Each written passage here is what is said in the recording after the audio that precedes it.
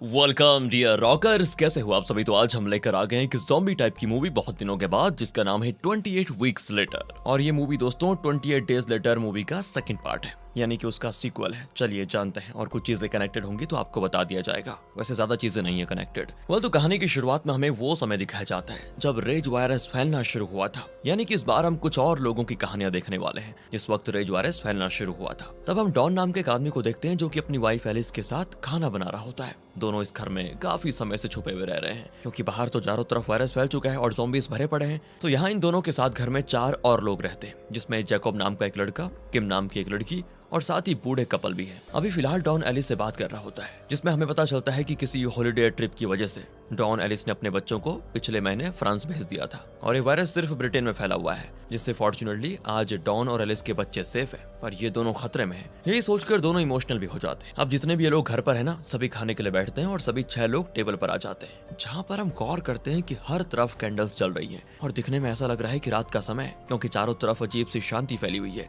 इसी के साथ डिनर शुरू करने वाले होते हैं ये लोग, तभी अचानक से इनको बहुत तेज से लगातार एक बच्चे की रोने की आवाज आती है, और वो आवाज इन्हें घर खोलने के लिए कह रही होती है। एलिस समझ जाती है कि कोई बच्चा उनसे मदद मांग रहा है, जिसके बाद वो डॉन को दरवाजा खोलने के लिए कहती है कि जाओ जरा देखो कौन है। और ना चाहते हुए भी डॉन दरवाजा खोल देता है, क्योंकि कोई भरोसा नहीं ना, क्या पता वो बच्चा इन्फेक्टेड हो। खैर, दरवाजा खोलते अचानक से बहुत तेज सनलाइट अंदर आती है, और हम समझ पाते हैं कि असल में इस वक्त रात का समय नहीं है। घर को इन्होंने हर तरफ से ऐसा ढका हुआ है कि सनलाइट अंदर ना आ पाए, और जैसे ही ये सनलाइट इनकी आंखों पर पड़ती है, कुछ देर के लिए ये ठीक से देख नहीं पाते, जो कि दर्शाता है कि शायद इन्होंने सनलाइट को बहुत टाइम से देखा ही नहीं। पर उस बच्चे को अंदर लाया जाता है, जिसके बाद उसको खाना भी दिया जाता है। साथ ही ये लोग उससे पूछते हैं कि तुम कहां से आए हो और तुम्हारे साथ क्या क्या हुआ। तो वो कहता है कि अचानक से मेरे माता पिता पागल हो गए और वो मुझे मारने के लिए मेरे पीछे पड़े हुए हैं, जिस वजह से अपने घर से भाग निकला मैं, पर इस वक्त मेरे पीछे बहुत सारे ज़ॉम्बीज़ भी भाग रहे थे। ये सुनकर ये सभी डर जाते हैं, क्योंकि हो सकता है अब वो ज़ॉम्बीज़ यहीं पर हमला कर दे। किम तो डरी हुई हालत में जरा बाहर देखने की कोशिश करती है कि क्या माहौल है बाहर का,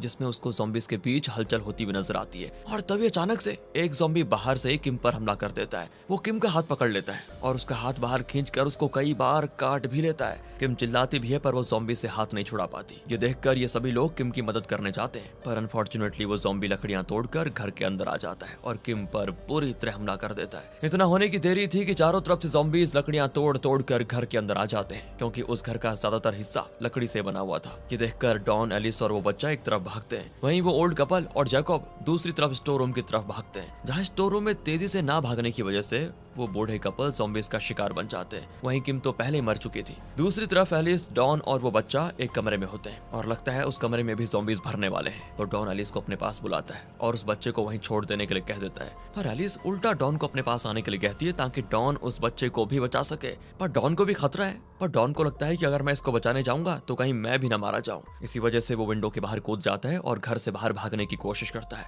वहीं पीछे से एलिस डॉन को आवाज देते हुए उससे मदद मांग रही होती है, और अचानक से एलिस की आवाजें आना हो जाती है बंद, यानी कि एलिस और वो बच्चा दोनों ही ज़ॉम्बीज़ का शिकार हो चुके हैं। डॉन रोते हुए ज़ॉम्बीज़ से दूर भाग रहा होता है, क्योंकि वो अपनी पत्नी को बचा नहीं पाया, और उसके चारों तरफ ज़ॉम्बीज़ ही ज़ॉम्बीज़ होते हैं जो उसकी तरफ भाग रहे होते हैं। वो बड़ी मुश्किल से नदी किनारे पहुंच जाता है, जहां वो जैकब को बोट स्टार्ट करते हुए देखता है। डॉन भी उसी बोट पर चढ़ जाता है और बोट स्टार्ट भी हो जाती है, पर तब तक एक ज़ॉम्बी जैकब को काट लेता है, और अगले पल जैकब भी दोस्तों ज़ॉम्बी में बदल जाता है, जो चलती हुई बोट पर डॉन को काटने की करता है कोशिश, पर यहाँ ना चाहते हुए भी डॉन जैकब को मारकर बोट से गिरा देता है, और रोते हुए अकेला सही सलामत यहाँ से बच निकलता है। इसके बाद हमें बताया जाता है कि वायरस फैलने के 28 दिनों के बाद लगभग पूरे ब्रिटेन में ये वायरस फैल चुका था। उसके 5 हफ्तों के बाद जो ज़ॉम्बीज़ बने हुए लोग थे वो खाना ना मिलने की वजह से मरने लगे। 18 हफ्तों के बाद ब्रिटेन को इस वायरस से पूरी तरह से फ्री डिक्लेयर कर दिया गया, और 24 हफ्तों के बाद ब्रिटेन में सभी चीजें फिर से सही की जा रही हैं। और अब हम यहाँ से वायरस के 28 हफ्तों के बाद का सीन देखने वाले हैं। अब हम डोयल नाम के एक डेल्टा फोर्स ऑफिसर को देखते हैं, जो कि एक स्किल्ड स्नाइपर भी है, जिसका काम होता है कि वो पूरे दिन शहर की निगरानी करे, और जैसे उसे कोई ज़ॉम्बी दिखे वो तभी उसको मार दे। डोयल की तरह कई सारे ऑफिसर शहर में हर वक्त निगरानी करते हुए रहते हैं, और फिर हमें पता चलता है कि नाटो ने ब्रिटेन पर कंट्रोल कर लिया है, और अब अमेरिकन आर्मी ब्रिटेन को संभाल रही है। इसी के साथ लोगों को वापस ब्रिटेन लाया जा रहा है, क्योंकि अब ज़ॉम्बीज़ ना के बराबर ही बचे हुए हैं, और इस तरह लोगों को बुलाकर फिर से नॉर्मल लाइफ शुरू करने की कोशिश की जा रही है। और जिस शहर में सभी को रखा जा रहा है ना, उसका नाम है डिस्ट्रिक्ट 1, जो कि हर तरफ से सेफ और सिक्योर जगह है रहने के लिए। मतलब इसके बाद हम स्कारलेट नाम की एक अमेरिकन डॉक्टर को देखते हैं, जो हाल ही में डिस्ट्रिक्ट 1 में आई होती है, क्योंकि अब लोग डिस्ट्रिक्ट 1 में आने लगे हैं, क्योंकि वो सेफ है ना। और इस डॉक्टर का काम लोगों की हेल्थ चेक करने का है। स्कारलेट के साथ कई डॉक्टर्स भी आ जाते हैं वहाँ पर। आगे हम देखते हैं कि डॉन के बच्चे टैमी और एंडी भी फ्रांस से लौट आए हैं और उनके साथ कई ऐसे लोग हैं जो यहाँ पर बचने के लिए आ चुके हैं। कहाँ? डिस्ट्रिक्ट 1 में। तो इन सभी लोगों को सबसे पहले चेकअप के लिए भेजा जाता है, जिस दौरान इनको ये भी पता चलता है कि ब्रिटेन में क्या क्या हुआ था इतने टाइम तक, कैसे लोग मारे गए, कैसे वो ज़ॉम्बी में बदल गए, ये सारी चीजें इनको पता चलती है। अब चेकअप के दौरान टैमी का चेकअप इजीली हो जाता है। वहीं स्कारलेट नोटिस करती है कि एंडी की आंखों का कलर थोड़ा अलग है, यानी कि दोनों आंखों का कलर थोड़ा अलग है। ये देखकर स्कारलेट उससे पूछती है कि क्या तुम्हारे परिवार में किसी और का भी आंखों का कलर ऐसा है? तो एंडी जवाब देता है कि मेरी माँ की आंखों का कलर भी अलग ही था। यानी कि दोस्तों एलिस के फीचर ही एंडी को आए थे, इसलिए उसको ऐसी आंख मिली थी। अब आगे डॉन टैमी और एंडी को घर लेकर आ जाता है, जो कि असल में उनका घर नहीं होता। असल में डिस्ट्रिक्ट 1 को संभालने की जिम्मेदारी में डॉन को भी जिम्मेदारी दी जाती है और वो इस डिस्ट्रिक्ट का एडमिनिस्ट्रेटर होता है, जिस वजह से उसे डिस्ट्रिक्ट में हर जगह का एक्सेस होता है और उसको रहने के लिए एक बढ़िया घर भी दिया जाता है। डॉन फिर टैमी और एंडी को वहीं पर लेकर आता है ताकि उसका परिवार सेफ रहे, जहाँ वो उनकी मॉम की मौत के बारे में बच्चों को बताता है कि किस तरह ज़ॉम्बीज़ ने उनको मार डाला। पर हालांकि वो ये बात छुपा देता है कि उस वक्त एलिस को बचाने के लिए वो नहीं गया था, वो खुद एलिस को छोड़कर भाग गया था, ये बात नहीं बताता हो। बेचारे बच्चे अपनी माँ की मौत की खबर सुनकर बड़े दुखी होते हैं। रात में उसको नींद नहीं आती, एंडी को मतलब उसे अपनी मॉम का चेहरा भी ठीक से याद नहीं आ रहा होता है, क्योंकि काफी टाइम हो गया था देखे हुए, जिस वजह से अगली सुबह एंडी और टैमी अपने पुराने घर जाने का फैसला करते हैं, जो कि यहाँ से पास ही में होता है। पर हाँ, वो डिस्ट्रिक्ट 1 के बाहर है और सेफ एरिया में नहीं आता वो। अब सुबह डॉन के अपने काम पर जाने के बाद टैमी और एंडी अपने पुराने घर की तरफ जाने लगते हैं और इस दौरान वो कर देते हैं सेफ एरिया को क्रॉस और चले जाते हैं डेंजर जोन में। और ये होते हुए डोयल उनको देख लेता है। दोनों फिर अपने पुराने घर पर पहुंच जाते हैं, जिसकी हालत बहुत ही बुरी होती है, और वहीं से दोनों अपनी फैमिली और मॉम की फोटोज और पुरानी चीजें लेने लगते हैं कि तभी एंडी को ऊपर के कमरे से कोई आवाज आती है और जैसे ही वो ऊपर के कमरे में जाता है उसे शॉकिंगली अपनी मॉम एलिस जिंदा मिलती है। एलिस अभी भी जिंदा है दोस्तों, और वो पूरी तरह से शॉक स्टेट में होती है। अब एलिस को देखकर एंडी उनको गले लगा लेता है, पर एलिस ज़ॉम्बी से कैसे बच पाई ये हमें आगे पता चलेगा। वहीं पर आर्मी के ऑफिसर्स भी आ जाते हैं और जैसे ही एंडी और टॉमी घर से बाहर निकलते ना, उन्हें सामने ऑफिसर्स खड़े मिलते हैं, जो कि उन्हें वापस सेफ जोन ले जाने के लिए आए हुए थे। और तभी ऑफिसर्स को भी घर के अंदर एलिस जिंदा दिखती है। सीन यहाँ से शिफ्ट होता है और हम एलिस को क्वारंटाइन रूम में डॉक्टर स्कारलेट के साथ देखते हैं, जो एलिस का चेकअप कर रही है। हालांकि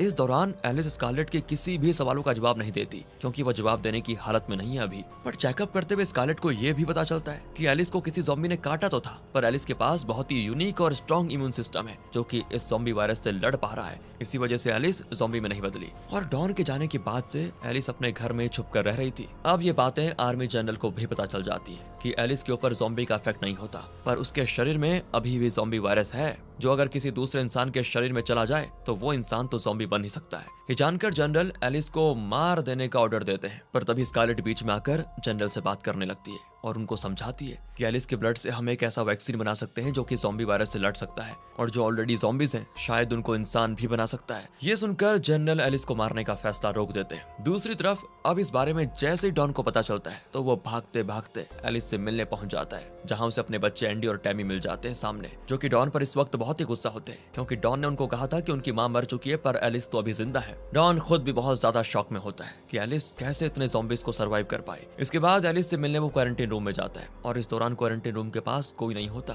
स्कारलेट जनरल से बात करने के लिए गई होती है और वहाँ आर्मी के ऑफिसर्स भी नहीं होते, तो इसीलिए डॉन को एलिस के पास जाने से कोई नहीं रोक पाता। आगे डॉन एलिस को देखकर पहले तो बहुत रोता है, फिर उससे माफी मांगता है कि मैंने उस दिन तुम्हें अकेले छोड़ दिया और बस खुद की जान बचाने की सोची और भाग गया। काफी देर तक इस तरह की बातें करने के बाद एलिस भी डॉन को माफ कर देती है और फिर डॉन एलिस को किस भी करता है। यही होती है डॉन की सबसे बड़ी गलती। एलिस ज़ॉम्बी नहीं बनी होती है, पर वो इन्फेक्टेड तो है, यानी कि उसके शरीर में अभी भी वायरस घूम रहा है, और यही वायरस किस करते हुए एलिस के सलाइवा से डॉन के शरीर में चला जाता है और अगले कुछ पलों में डॉन एक ज़ॉम्बी में बदलने लगता है। वो बहुत ही ज्यादा अग्रेसिव हो जाता है, तोड़ फोड़ करने लगता है, जिसको देखकर एलिस भी बहुत ज्यादा डर जाती है कि अब क्या होगा। फिर डॉन, जो कि अब पूरी तरह से ज़ॉम्बी बन चुका है दोस्तों, वो एलिस पर बेरहमी से हमला कर देता है। एलिस को इतनी बुरी तरह मारता है ना कि उसके शरीर को पागलों की तरह काटने भी लगता है, और इतने दर्दनाक हमलों के बाद वो फाइनली एलिस को मार डालता है। इसके बाद डॉन ज़ॉम्बी बनकर आता है बाहर और आर्मी के ऑफिसर्स पर भी हमला कर देता है, जिससे अब कई ऑफिसर्स भी ज़ॉम्बी में बदल जाते हैं और फिर वो ज़ॉम्बीज आगे और लोगों को करते हैं इन्फेक्ट, और इस तरह फिर से ज़ॉम्बी ये साइकिल शुरू कर देते हैं। एक को काटा उसने दूसरे को, तीसरे को,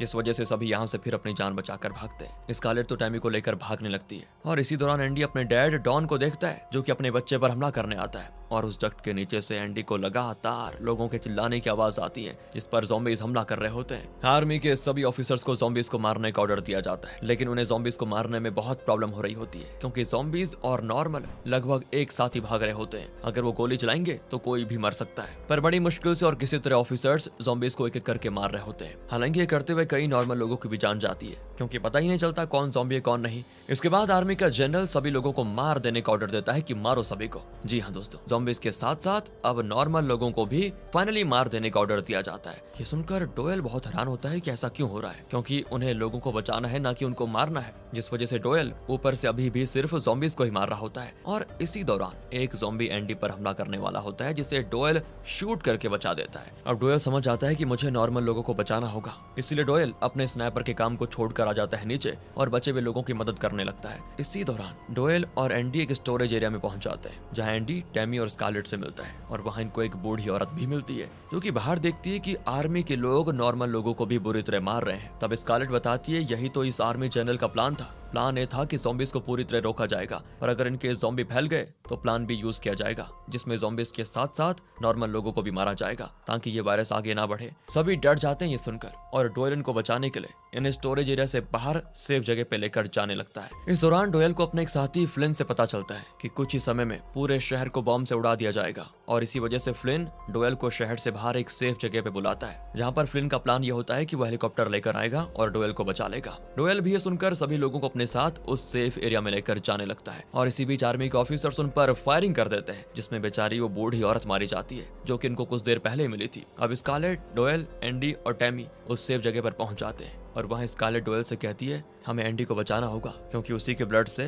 ज़ॉम्बी वायरस से लड़ने वाली वैक्सीन बन सकती है। तभी वहां पर फ्लिन हेलीकॉप्टर लेकर आ जाता है, और वो देखता है कि सभी के पीछे बहुत से ज़ॉम्बीज भाग रहे हैं। फ्लिन फिर डोयल को अपने साथ चलने के लिए कहता है, पर डोयल कहता है कि बचाना है तो सभी को, वरना किसी को नहीं। लेकिन इसके लिए फ्लिन मना कर देता है, क्योंकि आर्मी का ऑर्डर है कि किसी भी सिविलियन को जिंदा नहीं रखना है, और अगर फ्लिन ने ऐसा किया तो शायद उसको भी मार दिया जाएगा। हालांकि डोयल तो अपनी बातों पर टिका हुआ रहता है कि मैं सभी को बचाऊंगा, जिस वजह से फ्लिन उसे कहता है कि देख तू मुझे स्टेडियम में मिल, वहां से आर्मी नहीं देख पाएगी तो मैं तुम सबको वहां पिकअप कर लूंगा। इसके बाद कहकर फ्लिन चला जाता है, और जाते हुए वो उन लोगों के पीछे पड़कर ज़ॉम्बीज को भी मारते हुए जाता है, जिससे ये लोग आसानी से स्टेडियम में पहुंच जाए। अब ये सभी भागते भागते डिस्ट्रिक्ट 1 में आ जाते हैं, जहां पर आर्मी ने नर्व डैमेजिंग गैस फैलाया होता है, और इस गैस को इनहेल करने से होता यह है कि इंसान का नर्वस सिस्टम ठीक से काम करना बंद कर देता है, और इस वजह से कई ज़ॉम्बीज मर भी रहे होते हैं। गैस से बचने के लिए ये अपने चेहरे को ढक लेते हैं। खैर दोस्तों, यहाँ ये एक कार लेकर भाग रहे होते हैं, पर कार स्टार्ट नहीं हो पाती, जिस वजह से डोयल बाहर जाकर कार को धक्का देकर स्टार्ट करने लगता है, जिससे कार तो स्टार्ट हो जाती है, पर तभी पीछे से आर्मी के ऑफिसर्स आ जाते हैं, और आर्मी ऑफिसर्स को तो सभी लोगों को मार देने का ऑर्डर था, तो वो डोयल को देखते ही उसे मार डालते हैं। अब कार से स्कारलेट, एंडी और टैमी एक रेलवे टनल के पास पहुंच जाते हैं, ताकि उस टनल के जरिए अंदर ही अंदर से ये सभी स्टेडियम तक पहुंच जाएं। पर शॉकिंगली इन्हें डॉन का ज़ॉम्बी दिख जाता है, जो इन्हें देखते ही इन पर करता है हमला, और स्कारलेट को भी मार डालता है दोस्तों। फिर तो डॉन एंडी पर भी हमला करके उसे काट लेता है, पर ना चाहते हुए भी टैमी को अपने डैड को स्कारलेट के गन से शूट करना पड़ता है। अब ज़ॉम्बी वायरस से इन्फेक्ट होने की वजह से एंडी की आंखों का कलर हो जाता है रेड, जैसा कि एलिस की आंखों का भी कलर था जब वो इन्फेक्टेड थी। पर एंडी के अंदर भी एलिस का इम्यून सिस्टम है, जिस वजह से वो ज़ॉम्बी में नहीं बदलता, और दोनों पहुंच जाते हैं स्टेडियम, जहां फ्लिन इनको देखकर सोचने लगता है कि इनको मारूं या नहीं, पर फिर वो इनको नहीं मारता और हेलीकॉप्टर में बैठा लेता है। अब ये लोग शहर जाने लगते हैं, जिस दौरान हम देखते हैं कि पूरा शहर बर्बाद हो चुका है, वायरस वापस आ चुका है। अब मूवी के एंडिंग में हम यहाँ से 28 दिनों के बाद का सीन देखेंगे, जहाँ फ्लिन का हेलीकॉप्टर कहीं पर पड़ा हुआ है, जहाँ हेलीकॉप्टर के रेडियो में फ्रेंच आर्मी की आवाज आती है, जो कि उनसे हेल्प मांग रहे हैं, यानी कि वायरस अब फ्रांस में भी फैल चुका है। इसके बाद हम देखते हैं कि ज़ॉम्बीज लोगों के पीछे भागते हुए पेरिस में मेट्रो के जरिए एफिल टावर के सामने आ जाते हैं, जिससे ये समझना मुश्किल नहीं कि वायरस पूरे यूरोप में फैल चुका है, और इसी के साथ ये कहानी होती है खत्म। बाकी दोस्तों, कहानी छोटी थी लेकिन थी थोड़ा ज़ॉम्बी वाली, है ना? आपको कैसी लगी कमेंट करके बताइए। मिलते हैं आपसे अगली वीडियो में, ध्यान रखिए अपना। Thanks for watching.